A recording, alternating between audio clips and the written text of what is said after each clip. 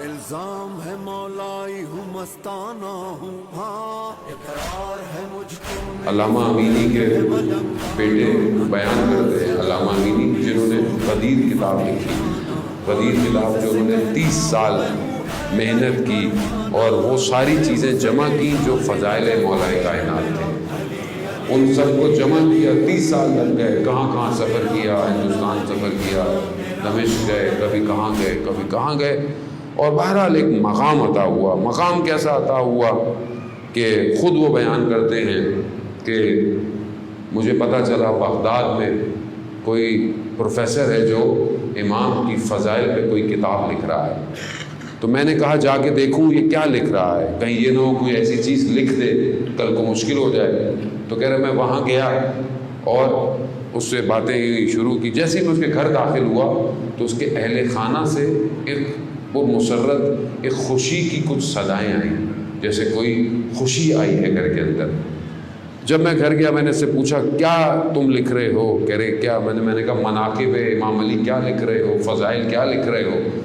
تو کہا یہ کیا ہوتا ہے؟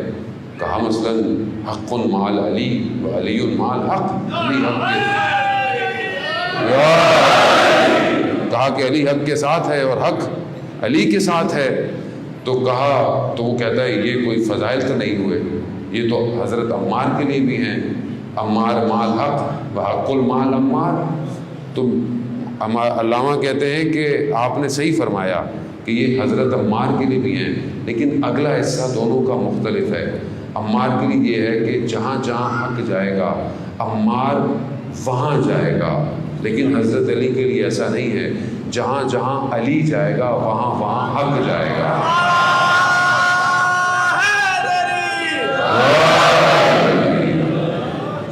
یعنی جب کہا میں نے گفتگو کی تو وہ پروفیسر کھڑا ہو گیا۔ میں نے کہا کھڑے کیوں؟ کہا آپ نے ذکر ایسا کیا ہے اس نے مجھے کھڑا کر دیا۔ کہا بہت گفتگو ہوئی، جب مجھے یقین ہو گیا کہ اب یہ صحیح لکھے گا تو میں جانے لگا۔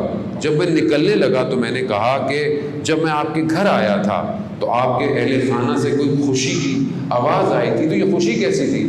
کہا کہ میری ایک بیٹی شدید بیمار ہے، اور جب بھی کوئی شیخ آتا ہے، کوئی عالم آتا ہے جو کہ ہمارے مسلک کا ہے، تو وہ ایک دعا دیتا ہے پرچی پہ لکھ کے، تو تھوڑی دیر کے لیے اس کی بیماری دور ہو جاتی ہے۔